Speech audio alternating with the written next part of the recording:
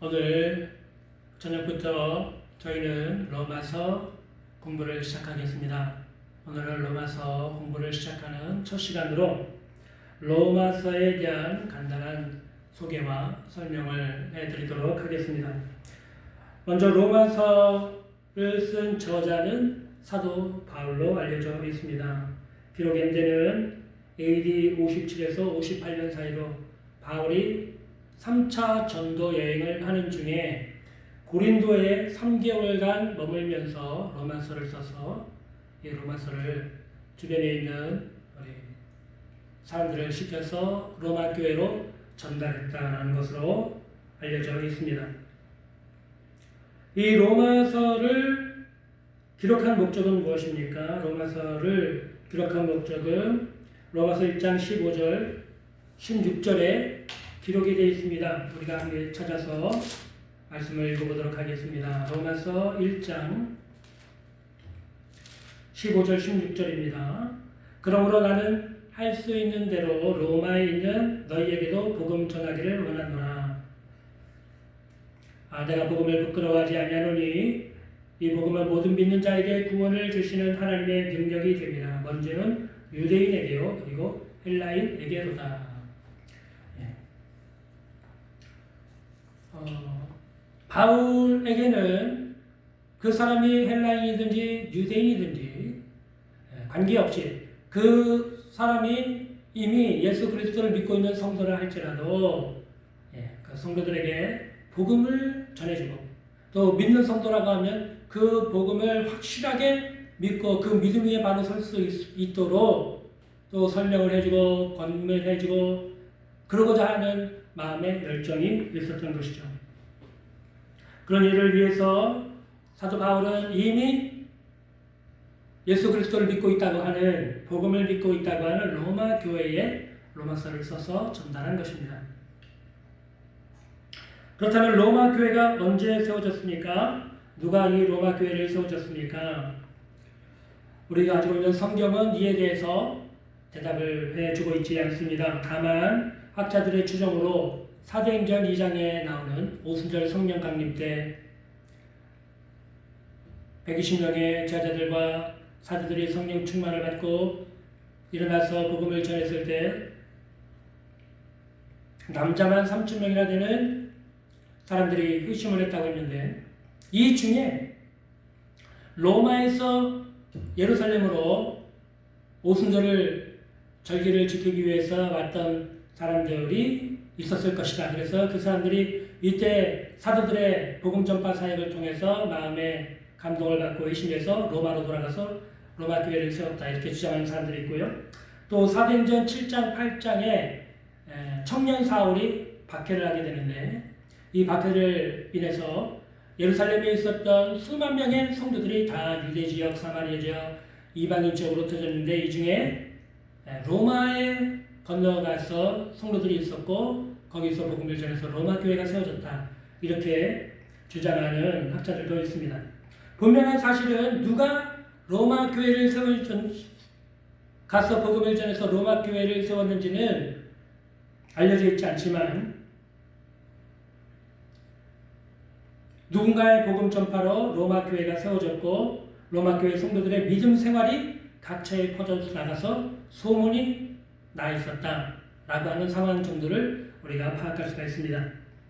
여기서 우리가 깨달아야 될 중요한 사실은 누군가의 희생과 헌신으로 전한 그 복음을 통해서 이 땅에 교회들이 세워진다는 사실입니다.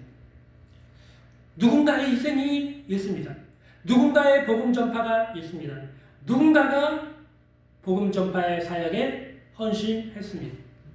그 일을 통해서 교회가 이 땅의 교회가 세워지고 있는 것입니다. 제 동기들 중에 인도의 선교사로 나간 이면필 선교사 한 사람이 있습니다. 최근에 한국에 들어와서 비자 문제 때문에 어려움을 겪고 있어서 최근에 저하고 통화를 해서 제가 격려를 해준 적이 있는데요. 그런 것입니다. 누군가가 마음속에 이 복음 전파 사역에 대한 부담을 갖고 해외로 나가서 복음을 전하고 있는 거예요. 그분이 선교사님들이에요. 그래서 우리는 선교사님들의 사역을 잊으면 안 됩니다. 선교사님들을 잊으면 안 됩니다. 저는 가능하면 우리 성도분 한 분 한 분이 한 선교사님 적어도 단 10,000원이라도 한 달에 10,000원이라도 후원하기로 작정을 했으면 좋겠어요.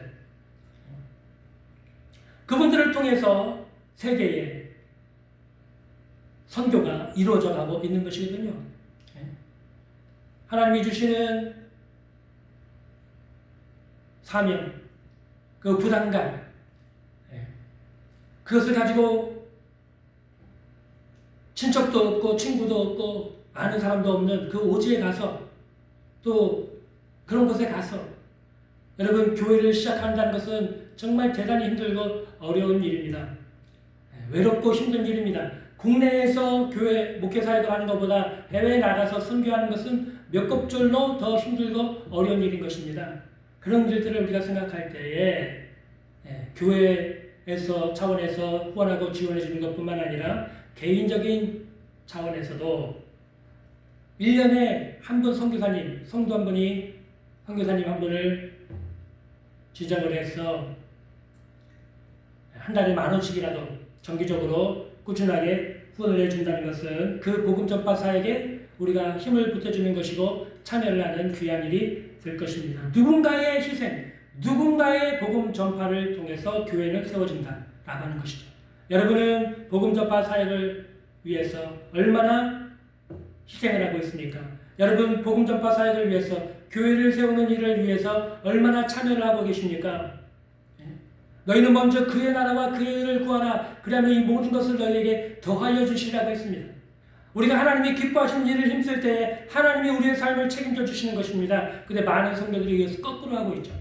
하나님이 나의 삶을 책임져 주시는 그때 남은 힘을 가지고 하나님 나라 사역에 투자를 하겠다고 하는 것이죠. 잘못된 것입니다.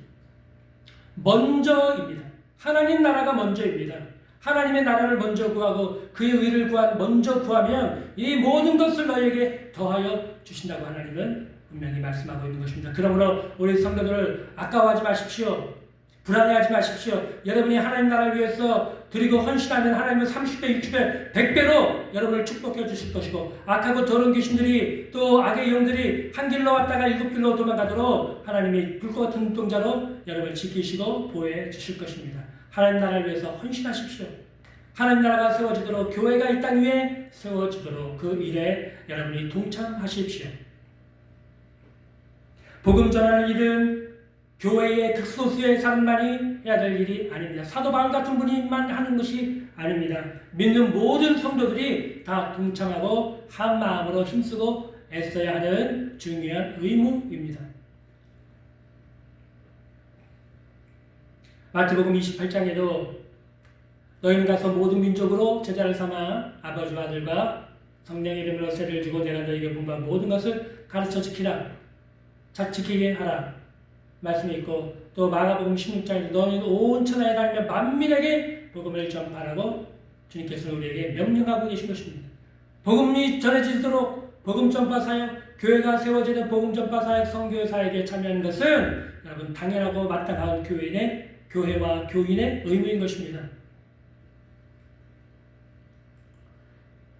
또 한 가지 중요한 사실은 바울은 이미 복음을 믿어서 성도가 되었고 제자가 되었고 교회가 세워져 있는 로마 교회에 다시 복음 전하기를 원한다고 그랬어요.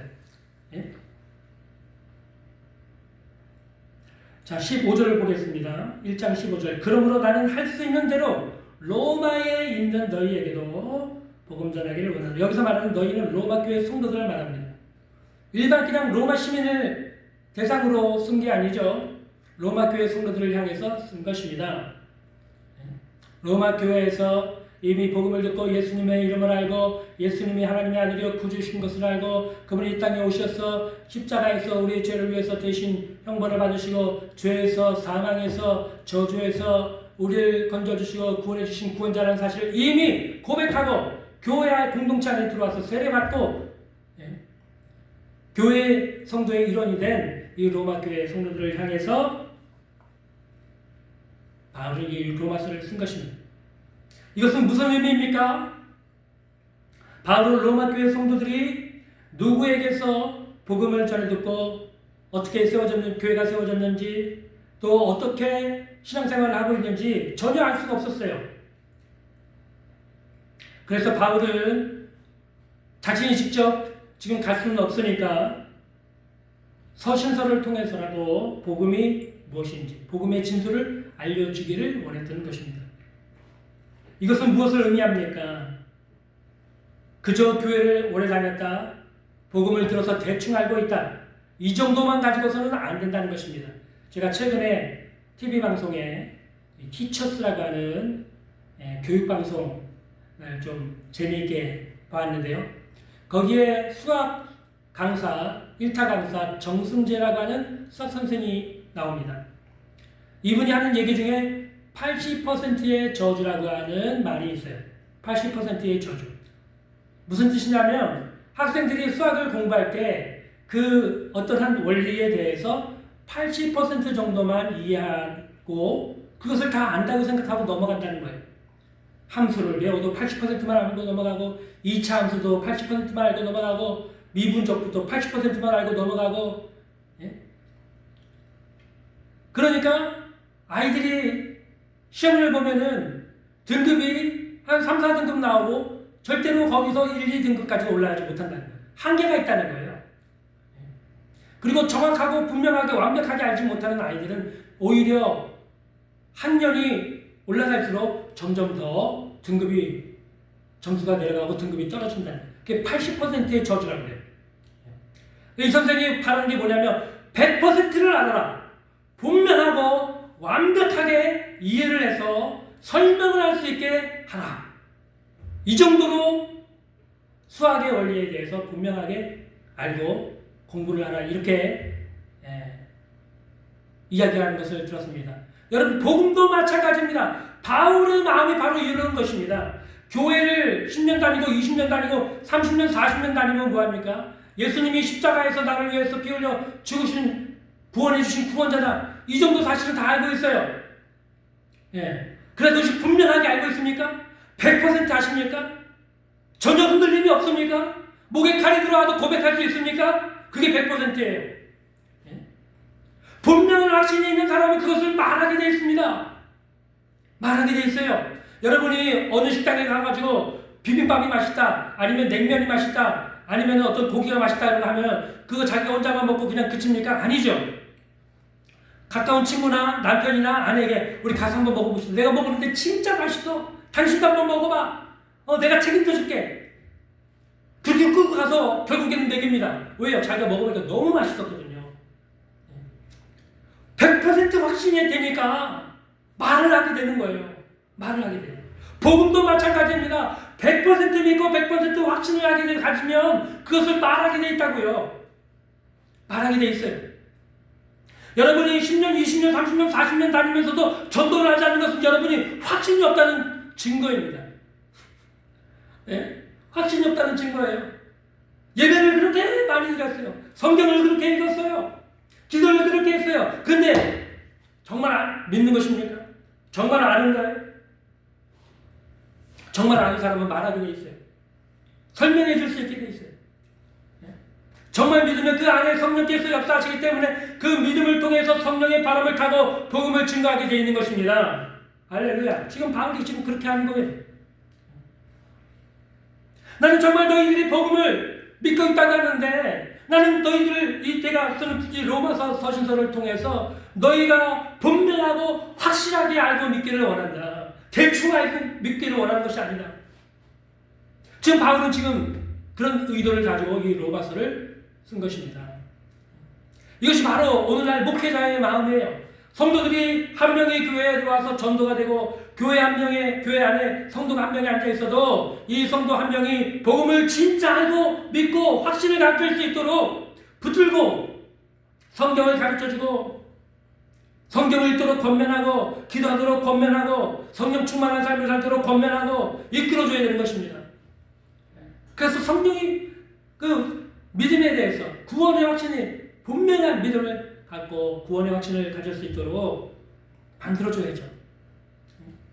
그것이 사도 바울의 심령이고 오늘날 목회자의 심령이고 오늘날 우리 모든 성도들이 분명하게 깨닫고 가져야 될 신앙의 올바른 자세입니다. 그냥 대충 믿어서는 안 돼요. 예수님을 십자가를 바라보고 예수님을 바라보면서 아 그래 2000년 전에 나를 위해서 십자가에서 피 흘려 죽으시고 3일 만에 부활하셔서 하늘로 승천하신 분. 그것만 알고 끝입니까? 그러니까 아무런 삶의 변화가 없죠. 십자가를 바라봐도 아무 마음에 감동이 없고 예배를 드려도 감동이 없죠. 왜요? 80%의 저주에 걸린 거예요. 여러분. 오늘날 한국교회의 성도들의 80%가 구원의 확신이 없이 교회를 다니고 있다고 해요. 80%가. 얼마나 많은 수입니까? 다수의 많은 성도들이 구원의 확신이 없이 교회를 다니고 있어요. 왔다 갔다 하는 것이죠. 구원의 확신이 없이 신앙생활을 하니 무슨 삶의 변화가 있습니까? 그런 사람들이 교회 밖에 나가서 어떻게 거룩한 삶을 살 수가 있습니까? 교회 와서는 예배드리고 찬양하고 말씀을 듣고 성도들과 함께 은혜로운 교제를 나누니까 교회에 왔을 때는 마음이 편안하고 천국인 것 같고 은혜 받고 그러죠. 근데 집에 돌아가면 지옥이 되는 거예요. 교회 오면 천국이요, 집에 가면 지옥이요, 교회 오면 천국이요, 집에 가면 지옥이요. 아니 하나님이 교회에서는 하나님이고 밖에서는 하나님이 아니십니까? 왜 이런 일이 계속 반복되고 다람쥐 쳇바퀴 돌듯이 이 일이 계속해서 반복이 될까요? 여러분 분명한 확신이 없어서 그래요. 복음이 무엇인지 분명하게 모르는 것입니다. 복음이 무엇인지를 모르는 거예요. 복음이 말하는 진리가 무엇인지를 모르는 것이에요. 진리를 알지니 진리가 너희를 자유케 하리라. 이것이 얼마나 위대한 진리인지 여러분 알고 계십니까? 제가 신학교를 가니까 신학교 제일 들어가는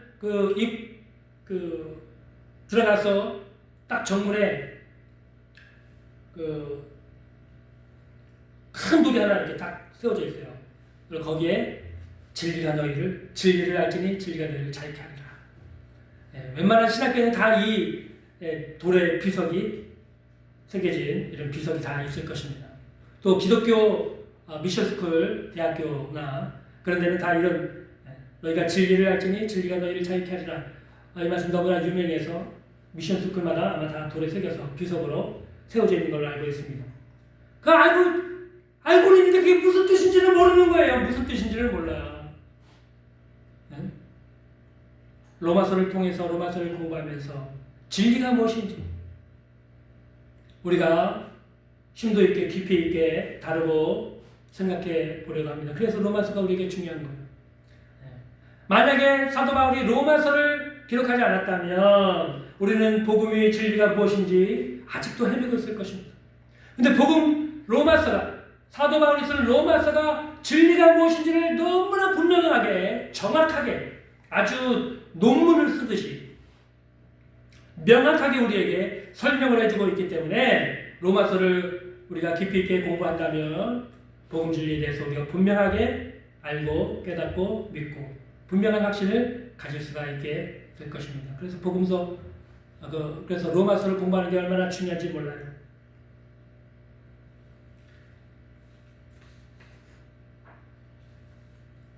또 바울이 쓴 이 로마서는 바울의 유언장이라고 하는 별명을 갖고 있습니다. 바울의 유언장. 왜 이런 별명이 붙게 됐을까요?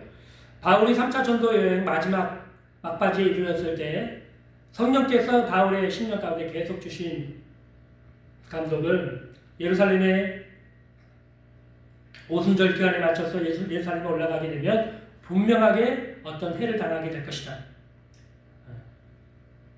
라고 하는 그런 성령의 감동을 받게 됐고 또 주변에 있는 사람들도 그런 감동을 받고 계속해서 사도 바울에게 예루살렘으로 올라가지 말라고 하는 권면을 하는 것을 우리가 바울 3차 전도여행 사도행전을 통해서 그런 말씀을 보게 됩니다. 어쩌면 예루살렘에 바울이 올라가게 되면 이번 전도여행 3차 전도여행을 마지막으로 바울은 죽을 수도 있겠다 라고 하는 그런 생각까지도 들 정도로 바울의 마음은 굉장히 무거웠어요. 그런 가운데 로마서를 쓰게 된 것입니다.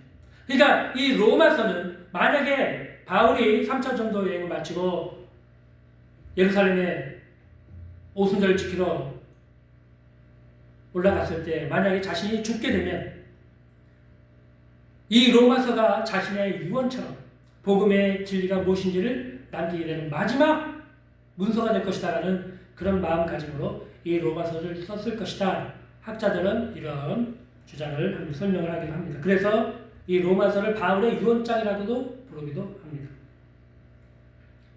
바울이 이처럼 생명을 걸고 기록한 이 로마서의 말씀, 유언장, 자신의 유언장처럼 쓴 로마서를 우리는 열심히 읽고 배워서 복음의 진수를 정확하게 깨달아야 할 것입니다. 또 깨달은 복음의 진리를 다른 사람들에게도 설명해주고 전해주고 또 우리 다음 세대에도 전해 주어야 할 소명이 바로 저와 여러분에게 있는 것입니다.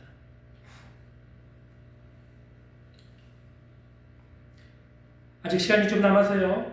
간단하게 마지막으로 로마서 개요에 대해서 말씀을 드리고 다음 시간에 이어서 계속해서 로마서 개요를 좀 더 심도 있게 다뤄보도록 하겠습니다.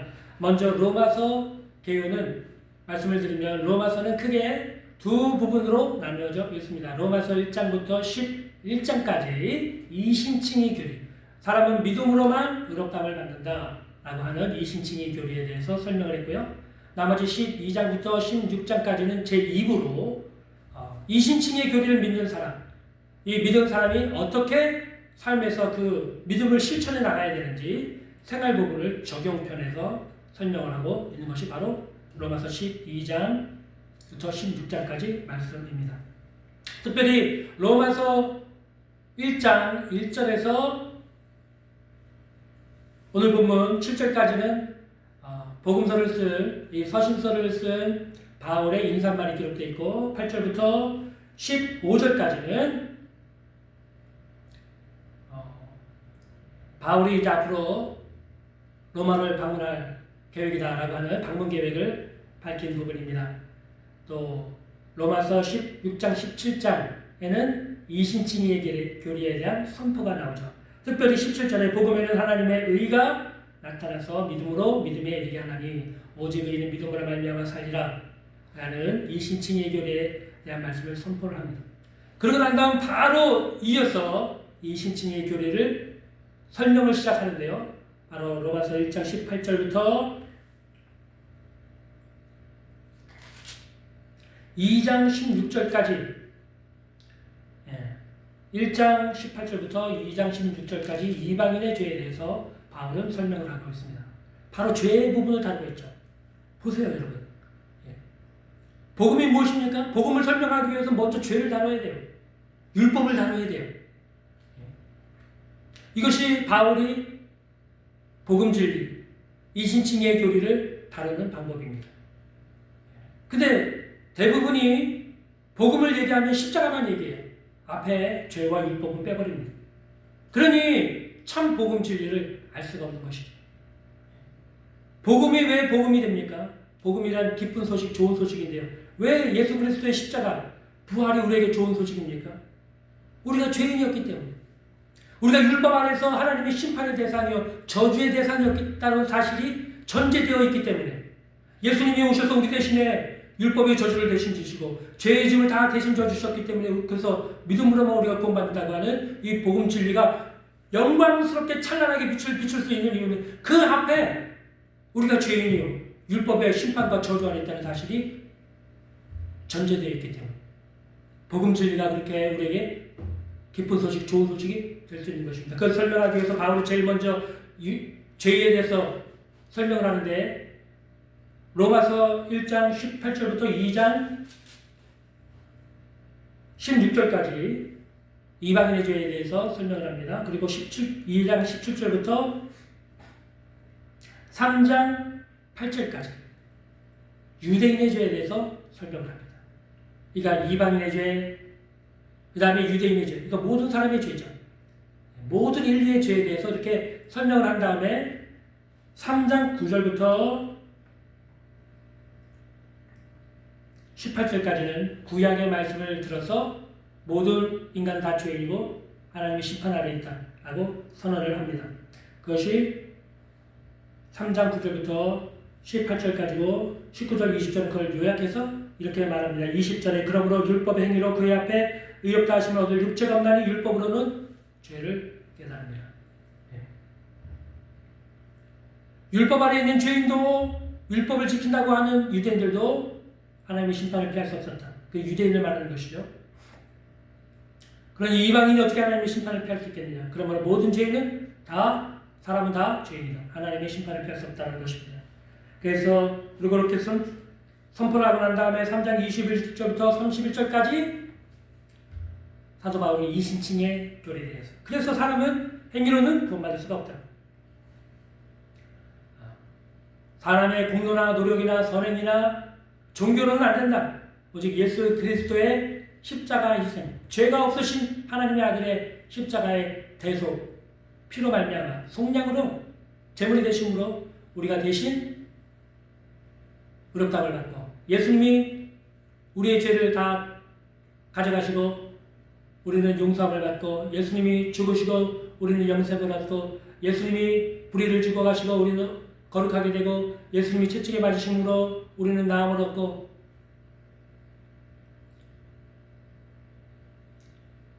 예수님이 저주를 다 가져가시고 우리는 축복의 사람이 되었다.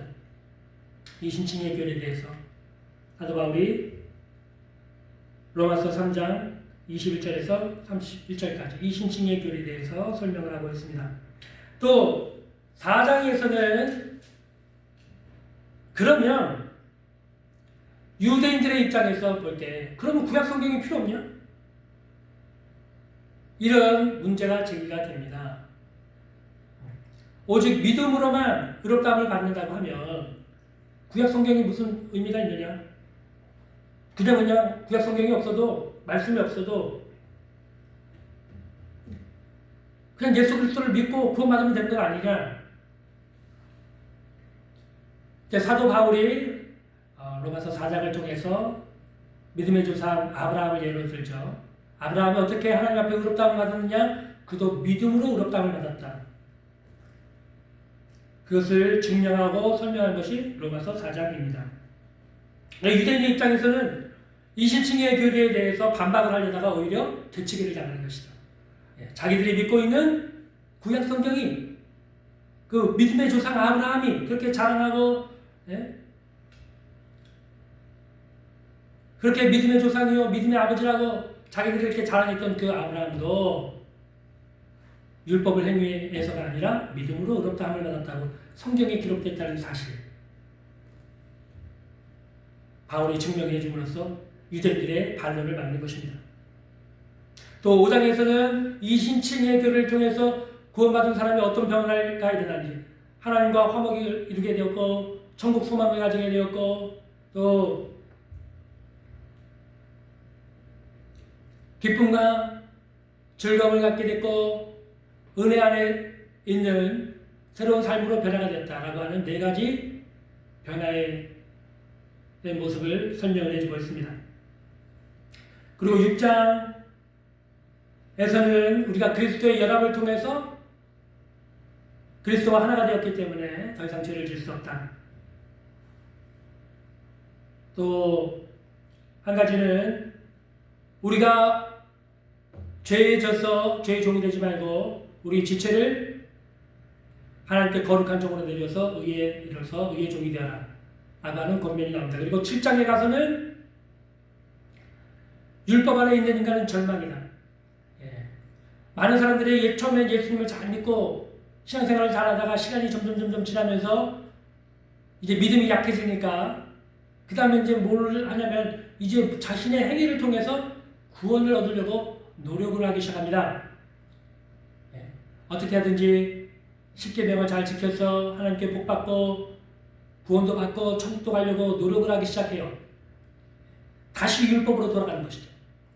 뭔가 예배를 잘 드리고 많이 드리고 11조를 많이 하고 헌금을 많이 하고 구제를 많이 하고 봉사를 많이 하면 천국에 더 확실히 들어갈 것이라고 하는 그런 막연한 기대를 가지고 율법으로 달려가는 거예요. 성도들.